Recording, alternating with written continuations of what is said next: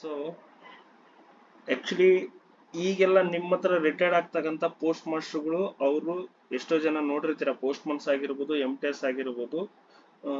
2004 ಈಚೆಗೆ appoint ಆದಂತವ್ರಿಗೆ NPS ಅಲ್ಲಿ ಇದ್ದಾರೆ. 2004ಕ್ಕಿಂತ ಮುಂಚೆ ಅಪಾಯಿಂಟ್ ಆದವ್ರು ಯಾರಿದ್ದಾರೆ ಅವರೆಲ್ಲ ಓಲ್ಡ್ ಪೆನ್ಷನ್ ಸ್ಕೀಮ್ ಅಲ್ಲಿ ಇದ್ದಾರೆ. ಅಂದ್ರೆ ಓಲ್ಡ್ ಪೆನ್ಷನ್ ಸ್ಕೀಮ್ ಅಲ್ಲಿ ಹೆಂಗಿತ್ತು ಅಂತಂದ್ರೆ, ನಮ್ದು ಬೇಸಿಕ್ ಏನಿರುತ್ತೆ ಆ ಬೇಸಿಕ್ ಮೇಲೆ ಡಿಪೆಂಡೆಂಟ್ ಆಗಿ ಟೋಟಲಿ ಗೌರ್ಮೆಂಟೇ ಅವ್ರಿಗೆ ಓಲ್ಡ್ ಏಜ್ ಅಲ್ಲಿ ಅವ್ರಿಗೆ ಏನು ತೊಂದರೆ ಆಗ್ಬಾರ್ದು ಅನ್ನೋ ಕಾರಣಕ್ಕೋಸ್ಕರ ಅದನ್ನ ಕೆಲವೊಂದಿಷ್ಟು ಪೆನ್ಷನ್ ಕೊಡ್ತಾ ಇತ್ತು. ಆ pension rule old pension rule ಬೇರೆ ಇತ್ತು.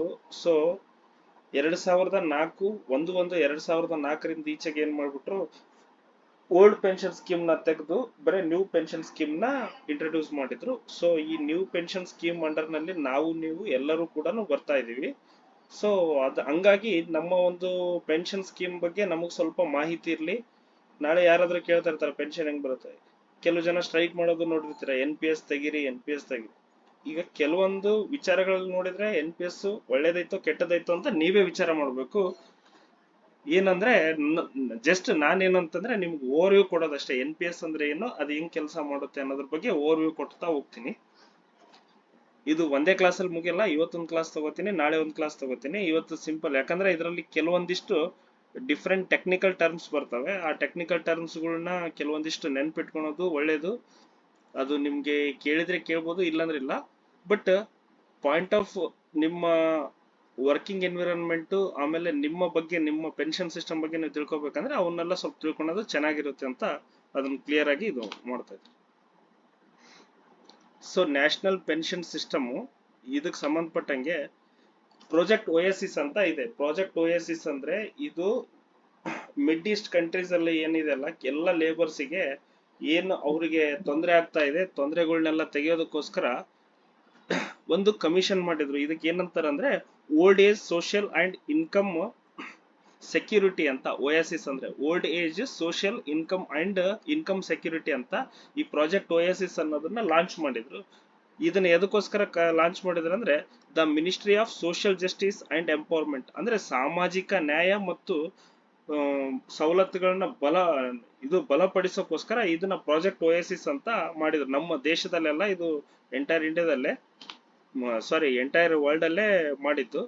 Committee was mandated to make concrete recommendations for action the government can take. ಅಂದ್ರೆ ಇದ್ರದ್ದು ಮೂಲ ಉದ್ದೇಶ ಏನು ಅಂತಂದ್ರೆ, ರೆಕಮೆಂಡೇಶನ್ಸ್ ಯಾವ ಗೌರ್ಮೆಂಟ್ಗಳು ಇರ್ತವೆ ಆ ಗೌರ್ಮೆಂಟ್ಗಳಿಗೆ ಅಲ್ಲಿರ್ತಕ್ಕಂಥ ಲೇಬರ್ಸ್ಗೆ ಏನಾದ್ರೂ ಒಂದು ಹೆಲ್ಪ್ ಮಾಡಬೇಕು ಅನ್ನೋದಕ್ಕೋಸ್ಕರ ಕೆಲವೊಂದಿಷ್ಟು ರೆಕಮೆಂಡೇಶನ್ಗಳನ್ನ ಗೌರ್ಮೆಂಟ್ಗಳಿಗೆ ಕೊಡೋದು ಇದ್ರದ್ದು ಕೆಲಸ ಆಗಿತ್ತು.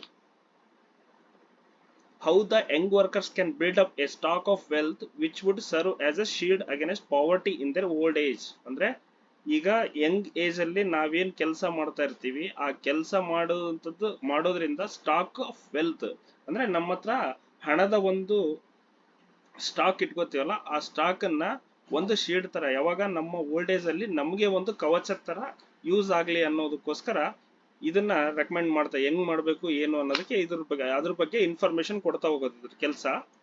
ಪ್ರಾಜೆಕ್ಟ್ OSIS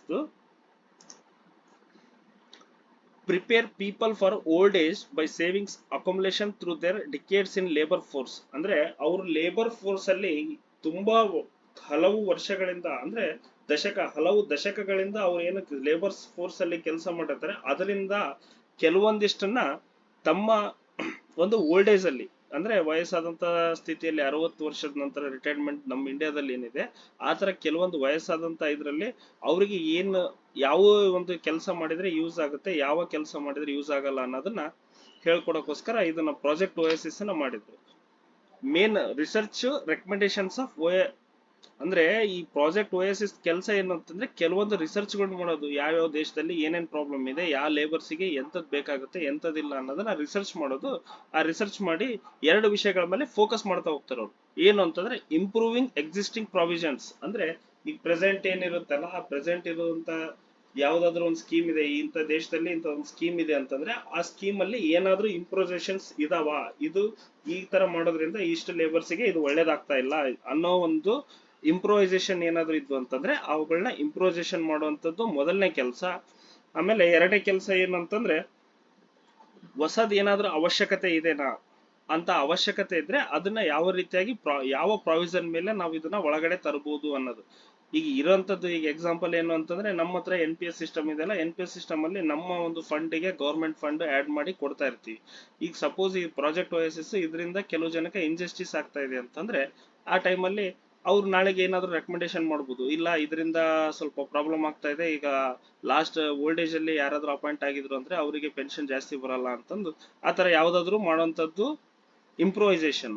ಅದ್ರ ಬದಲು ಹೊಸ ಯಾವ್ದಾದ್ರು ಒಂದು ಪ್ರಾವಿಷನ್ ಅಂತಂದ್ರೆ ಇಲ್ಲ ಇದು ಎನ್ ಪಿ ಎಸ್ ಸಿಸ್ಟಮ್ ಅಷ್ಟು ಚೆನ್ನಾಗಿ ಅನಿಸ್ತಾ ಇಲ್ಲ, ಆಮೇಲೆ ಓಲ್ಡ್ ಏಜ್ ಪೆನ್ಷನ್ ಸ್ಕೀಮು ಅಷ್ಟು ಚೆನ್ನಾಗಿ ಅನಿಸ್ತಾ ಇಲ್ಲ, ಸೊ ಈಗ ಹೊಸದೊಂದು ಯಾವ್ದೋ ಒಂದು ನಾವು ರೆಕಮೆಂಡೇಶನ್ ಮಾಡ್ತಾ ಇದೀವಿ, ಅದನ್ನ ಈ ಪ್ರೊವಿಷನ್ ಮೇಲೆ ಹಾಕಿದ್ರೆ ನಿಮ್ಗೂ ಲಾಸ್ ಆಗಲ್ಲ, ಸಬ್ಸ್ಕ್ರೈಬರ್ಸ್ಗೂ ಲಾಸ್ ಆಗಲ್ಲ ಅಂತ ಆ ತರ ಹೊಸದನ್ನ ಯಾವ್ದಾದ್ರು ಎಕ್ಸಾಂಪಲ್ ಹೇಳಕತ್ತೀನಿ, ಈ ತರ ಏನು ಆಗಿಲ್ಲ ಇನ್ನು, ಎಕ್ಸಾಂಪಲ್ಗೆ ಈ ತರ ಹೇಳಿದ್ದು ಅಂತದನ್ನ ಒಳಗಡೆ ಹೊಸ ಪಾಲಿಸಿಗಳನ್ನ ಎಂಟ್ರಿ ಮಾಡಿಸುವಂತದ್ದು ಕೂಡ ಇದ್ರ ಕೆಲಸ, ಪ್ರಾಜೆಕ್ಟ್ OSS ಕೆಲಸ. ಅಂದ್ರೆ ಇದು ಯಾರಿಗಾಗಿ ಅಂತ who are for excluded workers who are capable of saving modest amount. ಅಂದ್ರೆ ಆಕ್ಚುಲಿ ಇದು ಬಂದು ಪ್ರಾಜೆಕ್ಟ್ OSS ಏನು ಅಂತಂದ್ರೆ ಯಾರ ಹತ್ರ ಅತಿ ಹೆಚ್ಚಾಗಿ ದುಡ್ಡನ್ನ ಸೇವ್ ಮಾಡ್ಕೊಂಡು ಉಳಿಸ್ಕೊಂಡು ಇರ್ತಾರಲ್ಲ ಅಂತವ್ರಿಗೋಸ್ಕರ ಅಲ್ಲ, ಅವ್ರನ್ನ ಎಕ್ಸ್ಕ್ಲೂಡ್ ಮಾಡಿ ಇವ್ರದ್ದು ಕೆಲಸ ಏನು ಅಂತಂದ್ರೆ ಮೇನ್ ಯಾರು ಕೆಳಮಟ್ಟದ ವರ್ಕರ್ಸ್ ಇರ್ತಾರೆ ಅವರಿಗೆ ಒಂದು ಒಳ್ಳೆ ರೀತಿಯಾಗಿ ಅವರಿಗೆ ಆಫ್ಟರ್ ಪೆನ್ಷನ್ ಅಲ್ಲ ಆಫ್ಟರ್ ಓಲ್ಡ್ ಏಜ್ ಅಲ್ಲಿ ಅವ್ರಿಗೆ ಏನಾದ್ರು ಒಂದು ಒಳ್ಳೇದಾಗ್ಲಿ ಅಥವಾ ಏನೋ ಒಂದು ಅವರಿಗೆ ಓಲ್ಡ್ ಏಜ್ ಟೈಮ್ ಅಲ್ಲಿ ಒಂದು ಶೀಲ್ಡ್ ತರ ಇದು ಕೆಲಸ ಮಾಡ್ಲಿ ಅಂತ ಅದನ್ನ ತಲೆಯಲ್ಲಿ ಇಟ್ಕೊಂಡು ಈ ಕಮಿಟಿ ಪ್ರಾಜೆಕ್ಟ್ OSS ಕಮಿಟಿ ಅವರು ಯಾವುದೇ ಪೆನ್ಷನ್ ಸಿಸ್ಟಮ್ಗಳನ್ನ ರೆಕಮೆಂಡ್ ಮಾಡ್ತಾ ಇರ್ತಾರೆ. ಟು ರೆಕಮೆಂಡ್ ಆಬ್ಜೆಕ್ಟ್ ಏನಿದು ಪ್ರಾಜೆಕ್ಟ್ OSS ನ ಮಾಡಿದಂತ ಆಬ್ಜೆಕ್ಟ್ ಏನು ಅಂತಂದ್ರೆ to recommend a pension system which can be used by individual. ಅಂದ್ರೆ ಪ್ರತಿಯೊಬ್ಬ ಜನಸಾಮಾನ್ಯರು ಕೂಡ ಪೆನ್ಷನ್ ಸಿಸ್ಟಮ್ ಅನ್ನ ತಗೊಳ್ಬೇಕು ಅನ್ನೋದು ಇವ್ರದ ಒಂದು ರೆಕಮೆಂಡೇಶನ್ ಆಗಿತ್ತು.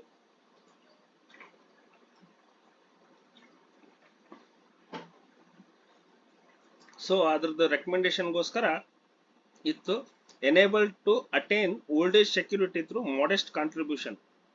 ಅಂದ್ರೆ ಓಲ್ಡ್ ಏಜ್ ಸೆಕ್ಯೂರಿಟಿ ಅಂತಂದ್ರೆ ನಮ್ಮ ಒಂದು ವಯಸ್ಸಾದ ಕಾಲದಲ್ಲಿ ನಮ್ಗೆ ಒಂದು ಸೆಕ್ಯೂರಿಟಿ ತರ ಬೇಕಲ್ಲ, ಅದಕ್ಕೋಸ್ಕರ ಮಾಡೆಸ್ಟ್ ಕಾಂಟ್ರಿಬ್ಯೂಷನ್ ಯಾವಾಗ ಮಾಡಬೇಕು, ನಮ್ಮ ಎಂಗೇಜ್ ಅಲ್ಲಿ ಮಾಡೆಸ್ಟ್ ಕಾಂಟ್ರಿಬ್ಯೂಷನ್ ಮಾಡೋದ್ರಿಂದ ನಮ್ಮ ಓಲ್ಡ್ ಏಜ್ ಅಲ್ಲಿ ಒಂದು ಸೆಕ್ಯೂರಿಟಿ ಇರ್ಲಿ ಅನ್ನೋ ಕಾರಣಕ್ಕಾಗಿ ಇದನ್ನ ಪ್ರಾಜೆಕ್ಟ್ OSS ಮೇನ್ ಆಬ್ಜೆಕ್ಟಿವ್ಸ್ ಆಗಿದೆ.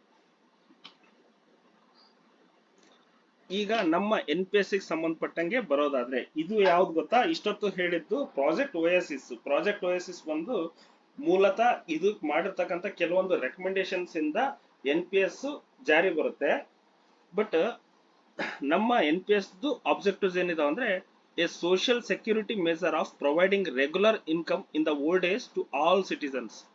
ಅಂದ್ರೆ ಸೆಕ್ಯೂರಿಟಿ ಮೆಜರ್ ಅಂತಂದ್ರೆ ಏನು, ಓಲ್ಡ್ ಏಜ್ ಅಲ್ಲಿ ಸೆಕ್ಯೂರಿಟಿ ಮೆಜರ್ ಏನು ಕೊಡ್ತಾರೆ, ಸೆಕ್ಯೂರಿಟಿ ಮೇಜರ್ ಆಗಿರೋ ಟೈಮಲ್ಲಿ ಇಲ್ಲಿ ಕೆಳಗಡೆ ಪಿಕ್ಚರ್ ಇದೆ ನೋಡ್ರಿ, ಆ ಪಿಕ್ಚರ್ ಅಲ್ಲೇ ತೋರಿಸ್ತಾ ಇದೆ, ನಾವು ಮರವಾಗಿರೋ ಟೈಮಲ್ಲಿ ಏನ್ ನಾವು ನೀರಿನ ರೂಪದಲ್ಲಿ ನಾವೇನಾದ್ರೂ ದುಡ್ಡನ್ನ ನಾವು ಅಮೌಂಟ್ ಹಾಕೋತಾ ಹೋದ್ವಿ ಅಂದ್ರೆ ಆಫ್ಟರ್ 65 ಇಯರ್ಸ್ ಆದ್ಮೇಲೆ ನಮ್ದು ಬೆಂಡ್ ಆಗ್ತಾ ಹೋಗ್ತೀವಿ. ಅಂತರ ಬೆಂಡ್ ಆಗುವಂತ ಟೈಮಲ್ಲಿ ಇದು PFRDA ಅಥವಾ ಏನು ಅಮೌಂಟ್ ಏನಿದೆ ಒಂದು ಬಡಿಗೆ ತರ ನಮ್ಗೆ ಹೆಲ್ಪ್ ಮಾಡುತ್ತೆ. ಅಂದ್ರೆ ಒಂದು ಸ್ಟಿಕ್ ಇತ್ತು ಅಂತಂದ್ರೆ ಏನಾಗುತ್ತೆ, ಸೆಕ್ಯೂರ್ ಆಗಿರೋಕೆ. ಅದೇ ರೀತಿಯಾಗಿ ಇಲ್ಲಿ ಒಂದು ಕವಚದ ತರ, ನಾವು ಓಲ್ಡ್ ಏಜ್ ಅಲ್ಲಿ ಅಡ್ಡಾಡ್ಬೇಕಾದ್ರೆ ಒಂದು ಕವಚದ ತರ ಇರ್ಲಿ ಅನ್ನೋ ಒಂದು ಉದ್ದೇಶ. ಅದೇ ರೀತಿಯಾಗಿ ನಮ್ಗೆ ಒಂದು ರಕ್ಷಣೆ, ಮಳೆಯಿಂದ ತಡಿತಕ್ಕಂಥ ಛತ್ರಿಯಾಗಿ, ಬಿಸಿಲಿಂದ ತಡಿತಕ್ಕಂಥ ಛತ್ರಿಯಾಗಿ ನಮ್ಗೆ ರಕ್ಷಣೆ ಸಿಗುತ್ತಾ, ಅದೇ ತರ ನಾವು ಎಂಗೇಜ್ ಅಲ್ಲಿ ಏನ್ ಇನ್ವೆಸ್ಟ್ ಮಾಡ್ತೀವಿ ಆ ಇನ್ವೆಸ್ಟ್ಮೆಂಟ್ ನಮ್ಮ ಓಲ್ಡ್ ಏಜ್ ಅಲ್ಲಿ ಒಂದು ರಕ್ಷಣೆ ತರ ಪ್ರತಿಯೊಬ್ಬ ನಾಗರಿಕರಿಗೂ ಸಿಗ್ಲಿ ಅನ್ನೋದು ಇದ್ರದ್ದು main objective. Reasonable market based returns in the long run. ಅಂದ್ರೆ ಮಾರ್ಕೆಟ್ ಬೇಸ್ಡ್ ರಿಟರ್ನ್ಸ್ ಅಂದ್ರೆ ಈಗ ನಮ್ದು ಮಾರ್ಕೆಟ್ ಏನಿದೆ ಇದ್ರದ್ದು ಏನು ಮ್ಯೂಚುವಲ್ ಫಂಡ್ಸ್ ಅದೆಲ್ಲ ಮಾರ್ಕೆಟ್ ಬೇಸ್ಡ್ ರಿಟರ್ನ್ಸ್ ಏನಿರುತ್ತಲ್ಲ, ನಮ್ಮ ದುಡ್ಡನ್ನ ಬೇರೆ ಬೇರೆ ಕಡೆ ಇನ್ವೆಸ್ಟ್ ಮಾಡಿ ಅದರಿಂದ ಲಾಂಗ್ ರನ್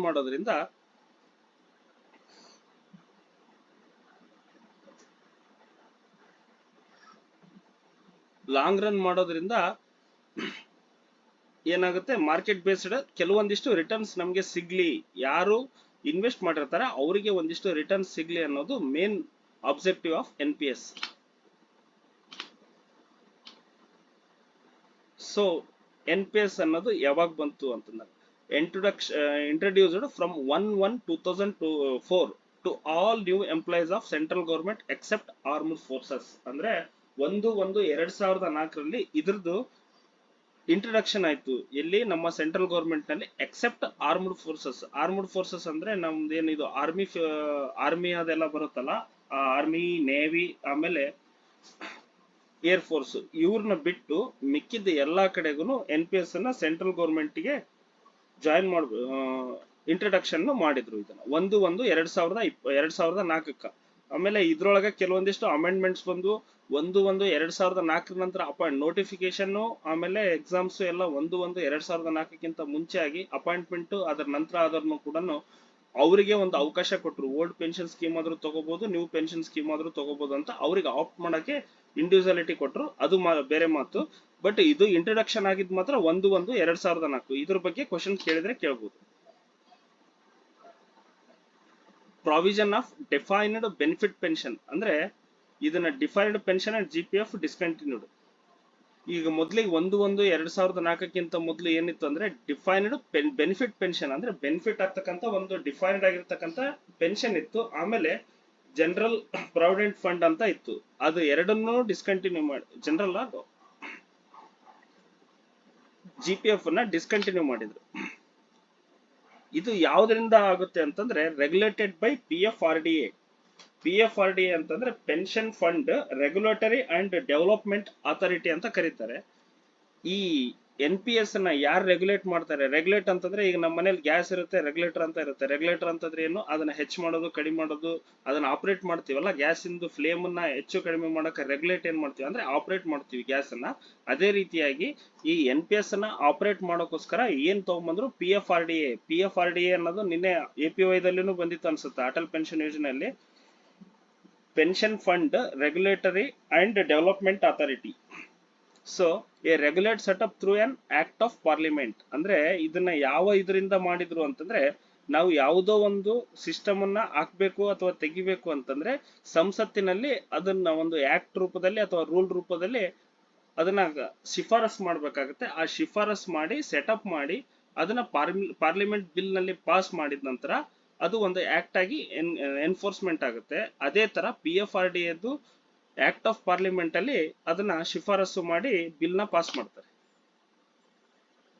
ಆಮೇಲೆ ಇದು ಮೊದಲಿಗೆ ಹೆಂಗಿತ್ತು ಅಂದ್ರೆ ಓನ್ಲಿ ಫಾರ್ ಗೌರ್ಮೆಂಟ್ ಎಂಪ್ಲಾಯೀಸ್ ಅಷ್ಟೇ ಇತ್ತು NPS ಅನ್ನೋದು. ಅದನ್ನ ಎಕ್ಸ್ಟೆಂಡೆಡ್ ಟು ಅಂದ್ರೆ ಇಂಡಿವಿಜುವಲ್, ನಾನು ಬೇಕಿದ್ರೆ ನಾನು ಇನ್ವೆಸ್ಟ್ ಮಾಡಿ ನಾನು ನನ್ನ ಅಮೌಂಟ್ ಅನ್ನ ಇನ್ವೆಸ್ಟ್ ಮಾಡ್ಕೊಂಡು ನನಗೊಂಥರ ಪೆನ್ಷನ್ ಬರ್ಲಿ ಅಂತ ಈಗ ಅಟಲ್ ಪೆನ್ಷನ್ ಯೋಜನೆ ಅಂತಂದ್ರಲ್ಲ, ಅದೇ ರೀತಿಯಾಗಿ ಆಲ್ ಸಿಟಿಸನ್ಸ್ ಗೆ ಏನ್ ಮಾಡಿದ್ರು 1 May 2009 ಈಗ ಅಟಲ್ ಪೆನ್ಷನ್ ದಲ್ಲಿ ಏನಂತಂದ್ರೆ ಫಿಕ್ಸ್ಡ್ ಪೆನ್ಷನ್ ಅಂದ್ರೆ 1000, 2000, 3000, 4000, 5000 ಐತಲ್ಲ, ಆ ತರ ಅಲ್ಲದೆ ಇದನ್ನ NPS ನ ಏನ್ ಮಾಡಿದ್ರು ಎಲ್ಲಾ ಸಿಟಿಸನ್ಸ್ ಗೆ 1 May 2009 ಇಂದ ಸ್ಟಾರ್ಟ್ ಮಾಡಿದ್ರು.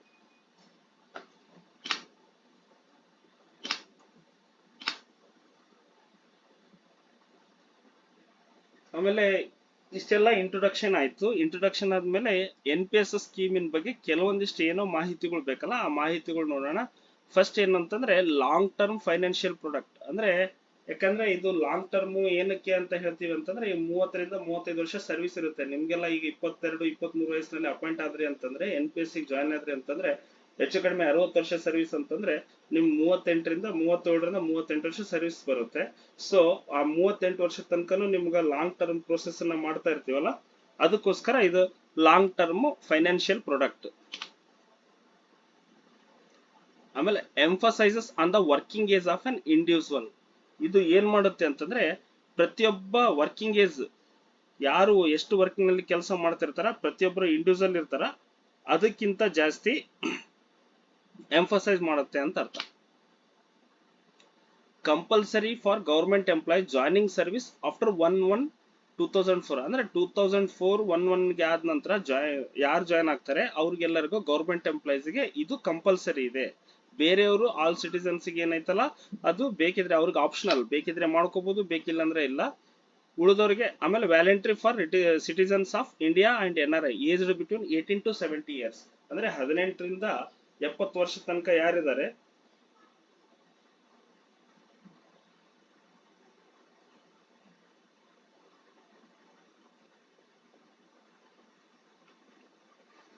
ಅವ್ರಿಗೋಸ್ಕರ ಇದನ್ನ 18ರಿಂದ 70 ವರ್ಷದವರು ಯಾರಾದ್ರೂ ಇಂಡಿಯನ್ ಸಿಟಿಸನ್ಸ್ ಆಫ್ ಇಂಡಿಯಾ ಇರ್ಬೋದು, ಇಲ್ಲಾಂದ್ರೆ ನಾನ್ ರೆಸಿಡೆನ್ಷಿಯಲ್ ಆಫ್ ಇಂಡಿಯಾ ಇರ್ತಾರಲ್ಲ ಅವರು ಕೂಡ ಇದರಲ್ಲಿ ಇನ್ವೆಸ್ಟ್ ಮಾಡ್ಬೋದು.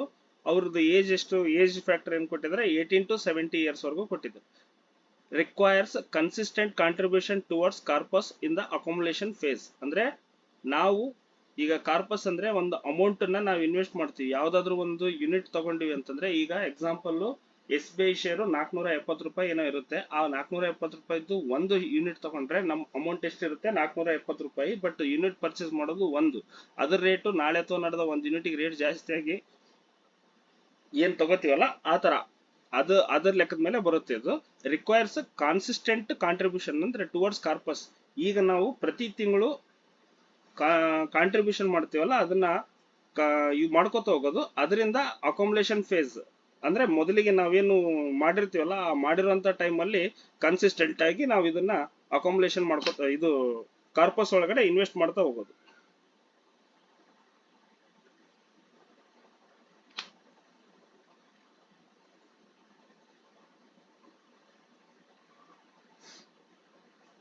About NPS schemes. NPS scheme ಬಗ್ಗೆ ಕೆಲವೊಂದಿಷ್ಟು ಮಾಹಿತಿ. The subscriber is allotted units of the basis of ನಾವು on the date of contribution. ಅಂದ್ರೆ the subscriber is allotted units ಅಂತಂದ್ರೆ, ಈಗ ಹೇಳಿದ್ನಲ್ಲ ಒಂದು SBI ಒಂದು ಈಗ ಶೇರ್ ಮಾರ್ಕೆಟ್ ಅಲ್ಲಿ ಯಾರಿಗೆ ಸ್ವಲ್ಪ ಇನ್ವೆಸ್ಟ್ಮೆಂಟ್ ಏನಾದ್ರು ಮಾಡಿದ್ರೆ ಅಂದ್ರೆ ಒಂದು ಯೂನಿಟ್ಗೆ ಅಲ್ಲಿ ಬೇರೆ ಬೇರೆ ಬೆಲೆಗಳು ಇರ್ತವೆ. ಈಗ MRF ಯೂನಿಟ್ ತಗೊಂಡ್ರೆ ಒಂದು ಯೂನಿಟ್ ತಗೊಂಡ್ರೆ 80,000 ಇರುತ್ತೆ. ಬೇರೆ ಬೇರೆ ಒಂದೊಂದು ಯೂನಿಟ್ಗಳು ಹೆಂಗಿದೆ ಅಂದ್ರೆ ₹1, 50 ಪೈಸೆ ಆ ತರನು ಇರ್ತವೆ. ಸೊ ಆ ನೆಟ್ ಅಸೆಟ್ ವ್ಯಾಲ್ಯೂ ಅಂತ ಏನ್ ಕರಿತೀವಿ, ನೆಟ್ ಅಸೆಟ್ ವ್ಯಾಲ್ಯೂ ಮೇಲೆ ಅವರಿಗೆ ಎಷ್ಟು ಬರುತ್ತೆ. ಈಗ ಎಕ್ಸಾಂಪಲ್ ನಂದು ಒಂದು 3,000 ರೂಪಾಯಿ ಕಾಂಟ್ರಿಬ್ಯೂಷನ್ ಆಗ್ತಾ ಇದೆ ಅಂದ್ರೆ ಅದನ್ನ ಒಂದೊಂದು ಯೂನಿಟ್ಗೆ ಎಷ್ಟೆಷ್ಟು ಇನ್ವೆಸ್ಟ್ ಮಾಡ್ಬೋದು ಅಂತ ಆ ಲೆಕ್ಕದ ಮೇಲೆ ಅದನ್ನ ಸಬ್ಸ್ಕ್ರೈಬರ್ಗೆ ಕೊಟ್ಟಿರ್ತಕ್ಕಂಥ ಇದನ್ನ ಆ ಸಬ್ಸ್ಕ್ರೈಬರ್ಗೆ ಅಷ್ಟು ಯೂನಿಟ್ಗಳನ್ನ ಕಾಂಟ್ರಿಬ್ಯೂಷನ್ ಯಾವಾಗ ಮಾಡ್ತಾರೆ, ಯಾವತ್ತಿನ ಡೇಟಿಗೆ ನಮ್ದು ಕಾಂಟ್ರಿಬ್ಯೂಷನ್ ಆಗಿರುತ್ತೆ ಆ ಡೇಟಿಗೆ ನಮ್ದು ಒಂದಿಷ್ಟು ಯೂನಿಟ್ಸ್ ಅನ್ನ ಅಲ್ಲಿ ಹಾಕೋತಾ ಹೋಗ್ತಾರೆ ನಮ್ಮ ಹೆಸರು ಮೇಲ್ಗಡೆ. The amount in the account will be invested through proper PFM. PFM ಅಂದ್ರೆ ಪೆನ್ಷನ್ ಫಂಡ್ ಮ್ಯಾನೇಜರ್. ಅಂದ್ರೆ ಈ ಅಮೌಂಟ್ ಏನಿರುತ್ತಲ್ಲ ನಮ್ಮಿಂದ ಏನು ಅಮೌಂಟ್ ಸಬ್ಸ್ಕ್ರೈಬರ್ ಇಂದ ಕಾಂಟ್ರಿಬ್ಯೂಷನ್ ಮಾಡಿರ್ತೀವಲ್ಲ ಆ ಕಾಂಟ್ರಿಬ್ಯೂಷನ್ ಮಾಡಿರ್ತಕ್ಕಂಥ ಅಮೌಂಟ್ ಅನ್ನ PFM ಅಂದ್ರೆ ಪೆನ್ಷನ್ ಫಂಡ್ ಮ್ಯಾನೇಜರ್ ಅಂತ ಕರಿತೀವಿ. ಈಗ ಪೆನ್ಷನ್ ಫಂಡ್ಗೋಸ್ಕರ ಯಾವ್ದಾದ್ರು ಕೆಲವೊಂದಿಷ್ಟು ಇದು ಪೆನ್ಷನ್ ಫಂಡ್ ಮ್ಯಾನೇಜರು ಅವನ್ನೆಲ್ಲ ಮುಂದೆ ನೋಡ್ತಾ ಹೋಗೋಣ. ಈಗ ಜಸ್ಟ್ ಎಕ್ಸ್ಪ್ಲನೇಷನ್ ಏನಿದೆ ಅದನ್ನಷ್ಟೇ ನೋಡೋಣಂತೆ. ಅದನ್ನ ಪ್ರಾಪರ್ ಆಗಿ ಅಪ್ರೂವ್ ಮಾಡಿ PFM ಅಲ್ಲಿ ಹಾಕೋತಾ ಹೋಗೋದು. At the time of exit, a certain percentage of corpus can be withdrawn and the remaining is to be invested with approved ASP. ಅಂದ್ರೆ annuity service provider ಅಂತ ಕರಿತೀವಿ. ಆ annuity service provider ಗೆ at the time of exit ಅಂತಂದ್ರೆ ನಮ್ದು ಈಗ exit ಆಗ್ತಾ ಇದೀವಿ, ಎಕ್ಸಿಟ್ ಆಗೋ ಟೈಮ್ ಅಲ್ಲಿ ನಾನು ದುಡ್ಡಲ್ಲಿ corpus amount percentage of corpus ಅಂತಂದ್ರೆ ನಂದು ಇನ್ವೆಸ್ಟ್ ಮಾಡಿದ್ದು ಆಮೇಲೆ ಶೇರ್ದು ಏನು ಅಮೌಂಟ್ ಬಂದಿರುತ್ತೆ ಆ ಅಮೌಂಟ್ ಎಲ್ಲವಷ್ಟು ಕೂಡಿಸಿ ಟೋಟಲ್ ಅಮೌಂಟ್ ಏನಾಗಿರುತ್ತೆ ಆ ಅಮೌಂಟ್ ಅಲ್ಲಿ ಸ್ವಲ್ಪ ಅಮೌಂಟ್ ಅನ್ನ ವಿಡ್ರಾ ಮಾಡೋದು, ಇನ್ನು ಸ್ವಲ್ಪ ಅಮೌಂಟ್ ಅನ್ನ ಬೇರೆ ಕಡೆಗೆ ASP ಅಂತಂದ್ರೆ ಆನ್ಯುಟಿ ಸರ್ವಿಸ್ ಪ್ರೊವೈಡರ್. ಅಂದ್ರೆ ಆನ್ಯುಟಿ ಸರ್ವಿಸ್ ಪ್ರೊವೈಡರ್ ಕೆಲಸ ಏನು ಅಂತಂದ್ರೆ ನಮ್ಮಲ್ಲಿ ಇರ್ತಕ್ಕಂಥ ದುಡ್ಡನ್ನ ಅವ್ರ ಹತ್ರ ಇನ್ವೆಸ್ಟ್ ಮಾಡೋದು. ಅವ್ರು ನಮ್ಗೆ ಈಗ ಜಸ್ಟ್ ಲೈಕ್ ನಮ್ದು MIS ಇದೆ ಅಲ್ಲ, MIS ಅಲ್ಲಿ ನಾವೇನ್ ಮಾಡ್ತೀವಿ, ಮೊದಲು ದುಡ್ಡು ಹಾಕ್ತಿವಿ, ತಿಂಗಳ ನಮ್ ಬಡ್ಡಿ ಬಂದ್ಕೊಂತ ಹೋಗುತ್ತಲ್ಲ, ಅದೇ ರೀತಿಯಾಗಿ ASP ಮಾಡೋದು ಅದೇ ಕೆಲಸನೇ. ಏನು ಅಂತಂದ್ರೆ ನಾವು ಒಂದು 60% ಅಮೌಂಟ್ ಅನ್ನ ನಾವು ವಿಡ್ರಾಲ್ ಮಾಡಿದೀವಿ, ಇನ್ನ 40% ಅಮೌಂಟ್ ಅನ್ನ ASP ಒಳಗಡೆ ಇನ್ವೆಸ್ಟ್ ಮಾಡಿದ್ವಿ ಅಂದ್ರೆ ಅದ್ರದೇ ಒಂದು ಎವ್ರಿ ಮಂತ್ ಬೇಸಿಸ್ ಮೇಲೆ ನಮ್ಗೆ ಒಂದು ಫಿಕ್ಸ್ಡ್ ಪೆನ್ಷನ್ ಟೈಪ್ ಬರ್ತಾ ಹೋಗುತ್ತೆ. ಸೊ ಅದೇ ಇದರ ಅರ್ಥ. ಸೊ ಅದನ್ನೇ ಹೇಳ್ತಾ ಇರೋದು, the annuity service provider will provide the monthly pension or return. ಅಂದ್ರೆ ಈ ASP ಆನ್ಯುವಲ್ ಸರ್ವಿಸ್ ಪ್ರೊವೈಡರ್ ಅಂತ ಏನ್ ಕರಿತೀವಲ್ಲ ಅದ್ರದ್ದು ಕೆಲಸ ಏನು ಅಂತಂದ್ರೆ ಮಂತ್ಲಿ ಪೆನ್ಷನ್ ಆದ್ರೂ ಕೊಡೋದು, ಇಲ್ಲಾಂದ್ರೆ ಅದನ್ನ ರಿಟರ್ನ್ ಅಂತ ನಾವು ತಿಳ್ಕೊಳೋದು. ಈಗ ಎಕ್ಸಾಂಪಲ್ ಏನಂತ ನಾವು ಅದರಲ್ಲಿ ಇನ್ವೆಸ್ಟ್ ಮಾಡಿದೀವಿ ಅಂದ್ರೆ ಅದರಿಂದ ಬರ್ತಕ್ಕಂಥ ರಿಟರ್ನ್ಸ್ ಅನ್ನ ನಾವು ರಿಟರ್ನ್ ಅಂತ ಕರಿತೀವಿ.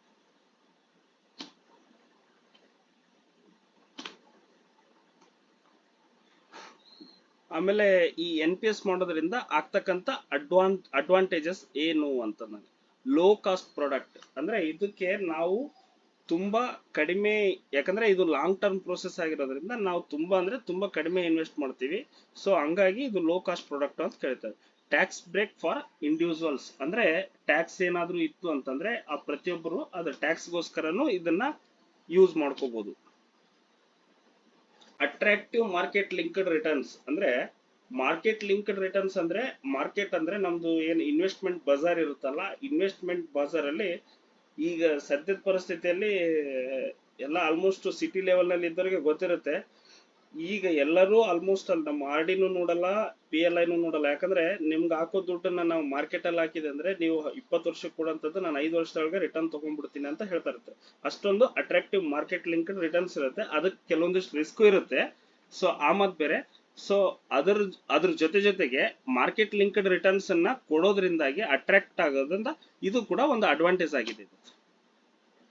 ಈಸಿಲಿ ಪೋರ್ಟೇಬಲ್ ಅಂದ್ರೆ ಇದನ್ನ ಈಸಿಯಾಗಿ ನಾವು ಯಾವ್ದಾದ್ರು ಒಂದು ಇದ್ರಲ್ಲಿದ್ದ ಚೇಂಜ್ ಮಾಡ್ಕೊಂಡು ಸ್ಕೀಮ್ ಇಂದ ಚೇಂಜ್ ಮಾಡ್ಕೊಂಡು ಇನ್ನೊಂದು ಸ್ಕೀಮ್ಗೆ, ಅಂದ್ರೆ ಅಲ್ಲಿ ಏನ್ ನಮ್ದು ಇನ್ವೆಸ್ಟ್ಮೆಂಟ್ ಮಾಡ್ತಾ ಇರ್ತೀವಲ್ಲ ಅವುಗಳನ್ನೆಲ್ಲ ಚೇಂಜ್ ಮಾಡ್ಕೊಳಕ್ಕೆ ತುಂಬಾ ಅಂದ್ರೆ ತುಂಬಾ ಕೆಲಸ ಕೊಡ್ತಾ ಇರುತ್ತೆ. Personally managed by experienced PFMs ಅಂದ್ರೆ ಪೆನ್ಷನ್ ಫಂಡ್ ಮ್ಯಾನೇಜರ್ಸ್ ಏನಿರ್ತಾರಲ್ಲ, ಅವರು ಪೆನ್ಷನ್ ಫಂಡ್ ನಾವೇನ್ ಕೊಟ್ಟಿರ್ತೀವಿ ಆ ಪೆನ್ಷನ್ ಫಂಡ್ ಮ್ಯಾನೇಜ್ ಮಾಡ್ತಕ್ಕಂಥವ್ರು ಹೆಂಗೋ ನಾವು ನಮ್ ಕೈಯಿಂದ ಹಾಕಿದ್ದು ರಿಸ್ಕ್ ಅಲ್ಲಿ ಇರುತ್ತೆ. ಬಟ್ ಅಲ್ಲಿ ಪ್ರೊಫೆಷನಲಿ ಮ್ಯಾನೇಜ್ ಮಾಡ್ತಾ ಇರೋದ್ರಿಂದ ಅಲ್ಲಿ ಅವರು ಯಾವ ಟೈಮಲ್ಲಿ ಯಾವ್ದು ಲಾಸ್ ಇದೆ, ಯಾವ್ದು ಪ್ರಾಫಿಟ್ ಇದೆ, ಯಾವ ಶೇರ್ ಮೇಲೆ ಇನ್ವೆಸ್ಟ್ ಮಾಡಿದ್ರೆ ಏನಾಗುತ್ತೆ ಅನ್ನೋದು ಪ್ರೊಫೆಷನಲಿ ಅವರೇ ಮ್ಯಾನೇಜ್ ಮಾಡ್ತಾ ಇರೋದ್ರಿಂದ ಇದು ಕೂಡ ಒಂದು ಅಡ್ವಾಂಟೇಜ್. ಫ್ಲೆಕ್ಸಿಬಲ್ ಅಂದ್ರೆ ಇದ್ರೊಳಗಡೆ ಮತ್ತೆ ಆನ್ಲೈನ್ ದಲ್ಲಿ ಕೆಲವೊಂದಿಷ್ಟು ಆಪ್ಷನ್ಸ್ ಇದಾವೆ. ಆ ಆಪ್ಷನ್ಸ್ ಪ್ರಕಾರ ನಿಮಗೆ ಬೇಕಾದಂತದ್ದನ್ನ ಸಬ್ಸ್ಕ್ರೈಬರ್ಸ್ ಅಂದ್ರೆ ಯಾರು, ನಾವು ನೀವು ಏನಿರ್ತೀವಲ್ಲ NPS ಸಬ್ಸ್ಕ್ರೈಬರ್ಸ್, ನಮ್ಮ ಓನ್ ಇನ್ವೆಸ್ಟ್ಮೆಂಟ್ ಅಲ್ಲಿ ಬೇರೆ ಬೇರೆ ತರದನ್ನ ಏನಾದ್ರೂ ಚೂಸ್ ಮಾಡೋಕ್ಕೂ ಕೂಡ ಅವಕಾಶ ಇದೆ.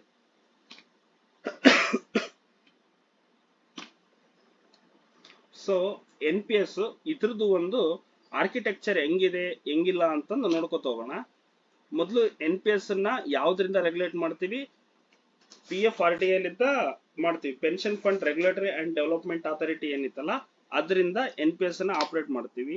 ಸೊ ಅದನ್ನ ಆಪರೇಟ್ ಮಾಡ್ಬೇಕಂದ್ರೆ 1884 ಅಲ್ಲಿ ಒಂದು ಟ್ರಸ್ಟ್ ಆಕ್ಟ್ ಅಂತ ಬಂತು. ಆ ಟ್ರಸ್ಟ್ ಆಕ್ಟ್ ಪ್ರಕಾರ PFRDA ಗೆ ಒಂದು ಟ್ರಸ್ಟ್ ಮಾಡ್ತಾರೆ. ಆ ಟ್ರಸ್ಟ್ ಏನ್ ಕೆಲಸ ಅಂತಂದ್ರೆ ಎಲ್ಲವಷ್ಟು ಕೆಲಸಗಳನ್ನ ಇದನ್ನ ಇನ್ ಡೀಟೇಲ್ ಆಗಿ ಒಂದೊಂದಾಗಿ ಹೇಳ್ಕೊತಾ ಹೋಗ್ತೀನಿ ಮುಂದೆ. ಆಮೇಲೆ ಟ್ರಸ್ಟಿ ಬ್ಯಾಂಕ್, ಈ ಟ್ರಸ್ಟಿಗೆ ಸಂಬಂಧಪಟ್ಟಂಗೆ ನಮ್ದು ಏನ್ ಫಂಡ್ ಹೋಗಿರುತ್ತೆ ಆ ಫಂಡ್ ಅನ್ನೆಲ್ಲ ಒಂದ್ ಕಡೆ ಇನ್ವೆಸ್ಟ್ ಮಾಡ್ಬೇಕಲ್ಲ, ಆ ಟ್ರಸ್ಟ್ ಕೆಲಸ ಅದ್ರದಾಗಿರ್ತಕ್ಕಂಥ ಫೈನಾನ್ಷಿಯಲ್ ಎಲ್ಲವಷ್ಟು ಅಮೌಂಟ್ ಅನ್ನ ಒಂದ್ ಬ್ಯಾಂಕಿಗೆ ಕೊಡ್ಬೇಕು. ಆ ಬ್ಯಾಂಕ್ ಅನ್ನ ಏನ್ ನಾವು ಕರಿತೀವಿ ಅಂದ್ರೆ ಟ್ರಸ್ಟಿ ಬ್ಯಾಂಕ್ ಅಂತ ಕರಿತೀವಿ. ಆಮೇಲೆ ಸೆಂಟ್ರಲ್ ರೆಕಾರ್ಡ್ ಕೀಪಿಂಗ್ ಏಜೆನ್ಸಿ ಅಂದ್ರೆ ನಾವು ಏನ್ ನಮ್ದು NPS ಥ್ರೂ ನಾವು ಏನ್ ನಮ್ದು ಡಾಕ್ಯುಮೆಂಟ್ಸ್ ಇರ್ತವೆ, ರೆಕಾರ್ಡ್ಸ್ ಏನಿರ್ತವೆ, ಎಷ್ಟು ಇನ್ವೆಸ್ಟ್ಮೆಂಟ್ ಮಾಡಿದ್ರು, ಎಷ್ಟರಲ್ಲಿ ಯಾವ್ದ್ರಲ್ಲಿ ಏನ್ ಬಂತು ಏನಿಲ್ಲ ಅನ್ನೋದನ್ನ ನೋಡ್ತಕ್ಕಂಥ ಕೆಲಸ CRA ಮಾಡುತ್ತೆ. ನೆಕ್ಸ್ಟ್ POP ಅಂತಂದ್ರೆ